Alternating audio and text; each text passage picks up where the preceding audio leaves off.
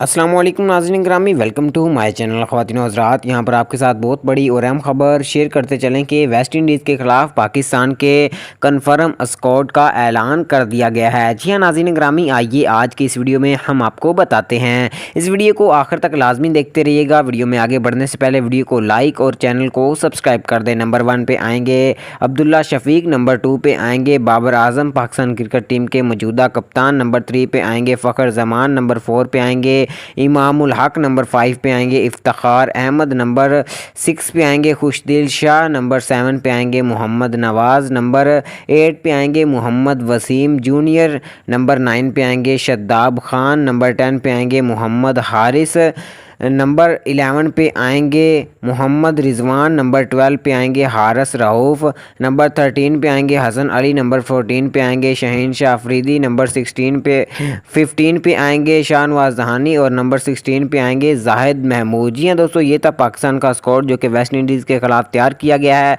इस स्क्वाड के मुतालिक पाकिस्तान क्रिकेट टीम के साबिक कप्तान शाहिद अफरीदी का ये कहना है कि स्क्वाड में 1-2 तब्दीलियाँ करनी चाहिए जो कि मतवक्के हैं।